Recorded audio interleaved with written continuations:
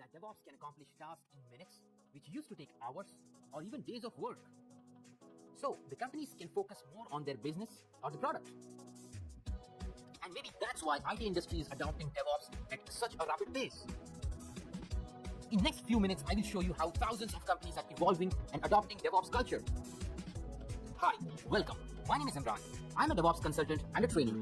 Let me help you understand what is DevOps and how it can solve some business critical problems. Everyone likes a good story, and here it is. Meet Emma. She's an artist and has a passion of collecting artworks. Emma has her own art gallery from where she sells artwork to the public. Emma wants to expand her business online through a mobile app. Users around the world can access her gallery and make a purchase through a mobile app. Emma does not have a team who can do this. She'll need a team of developers, testers, and admin-like people who can accomplish this task. So Emma approaches a software consulting firm and explains her idea.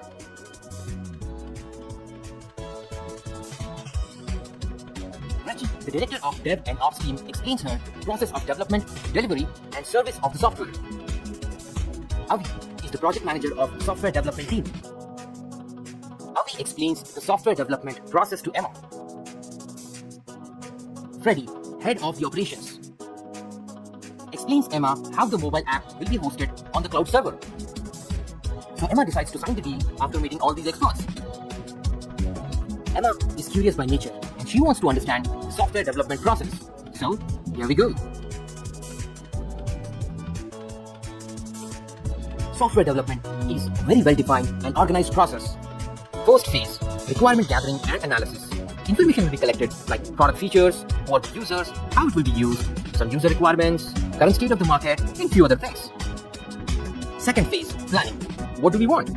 It determines the cost and resource required for implementation of the product and also the risks associated with it. Third phase, designing. Architects will design the software based on the inputs from previous phase. Architects will produce design documents. These will be basically roadmap for the developers. Development phase. This is where developers will write the software code based on the design. And they already look very excited about it.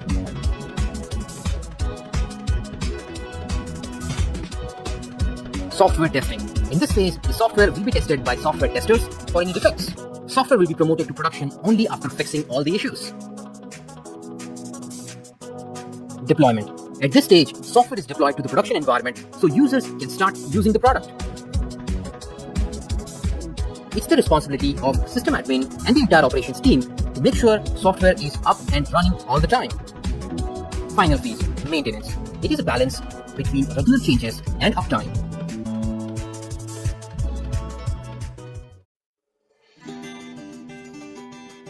Let's see the entire process again. First, requirement gathering, then planning. Architects designs the software, developers create the software, testing is conducted by software testers, and operations team will deploy and maintain the software. This entire process is called as Software Development Life Cycle, in short SDLC.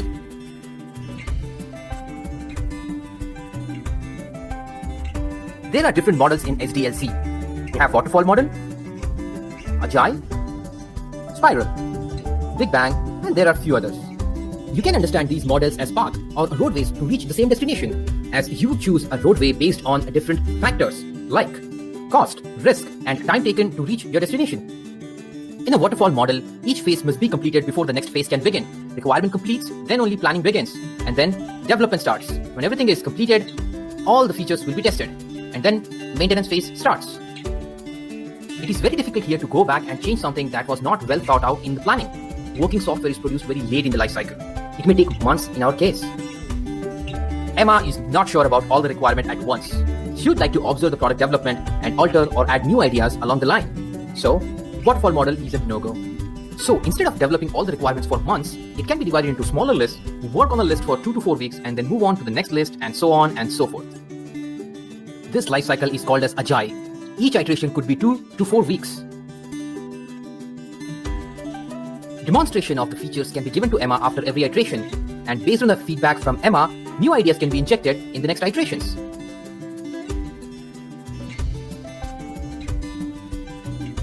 So the development gets started with Agile SDLC. Developers has started coding after all the planning. Avi has instructed Freddie from the operations team to deploy code on the servers, so it can be further tested by the software testers. The operations team started deploying the code to the server as per the instructions. But at times, testers are not able to access the servers, or even their test cases are failing. Avi has informed Freddy about the failed deployment. Freddy is confused as everything was done as per the instructions and servers looks healthy. Agile SDLC puts extra stress on the ops team. There will be regular code changes. These changes need to be deployed on the servers so testers can conduct their testings. And this happens several times in a single iteration. Like that, you have several iterations to go. Ops team is tired with regular deployment requests. There are no clear instructions, which causes deployment failures. Ops team is also occupied with production support. They need to maintain system uptime all the time. In between these failures and fixes, Avi has passed the deadline of demonstration. Emma is waiting for a long time to see the first glimpse of her mobile app. Somehow, the team convinces Emma and explains her about the delay. Avi is not happy with the ops team. He reaches out to Freddy to tell him that this cannot be repeating. Dev and Ops are poles apart. Dev is agile, all about regular and quick changes. Ops is ITIL driven, provides stable environment for the product. There's a big wall of confusion in between these two parties. The developer tosses their code over the wall and Ops team responsibility is to deploy the code on the servers. Developers complain about delay in deployments. Ops team complains about unclear instructions and tossing their work over the wall. Emma has existing customers who want to use the app, but there are frequent delays and errors. Emma is not so happy. Reggie, the director, understands this very well, that unhappy customer could mean direct business loss. Reggie once attended an Agile conference where the host talked about DevOps and how it fixes the code delivery issues. Reggie understood that Dev is Agile, but Ops is still waterfall. So Reggie decides to bring in a DevOps consultant who can fix the code delivery issue and skyrocket the business. He explains everyone that he does not have a magic wand. Everyone has to work collaboratively, communicate effectively, and integrate the entire code delivery process. He explains and trains Dev team on Ops concepts so they can communicate with Ops team more effectively. He also trains Ops team on Agile concepts so Ops can collaborate with Dev team. And the most important factor, automation training and instruction to every team across the board. Automation of each and every task in code delivery process like code build, code testing, software testing, infra changes, deployments, and everything that comes along the way.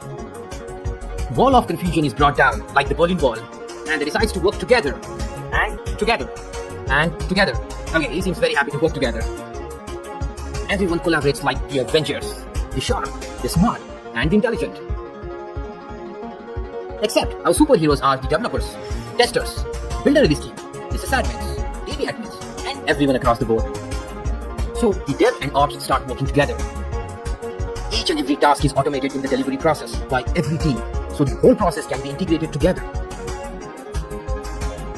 So finally, they automated and integrated the delivery process. Good job everyone on board, really good job.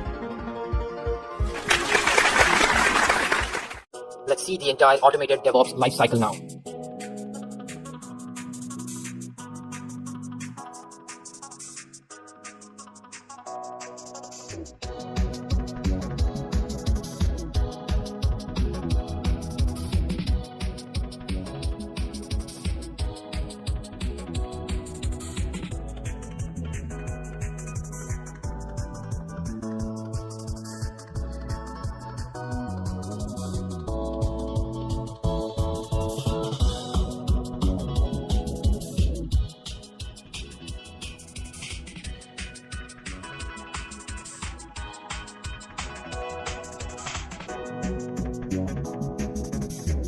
A completely automated DevOps life cycle. No human intervention, so no human errors. It's repeatable and time saver, of course. Emma's any request now can be delivered very quickly because everything is automated. Emma is happy to see her happy customers. Finally, an idea has become a full-fledged business.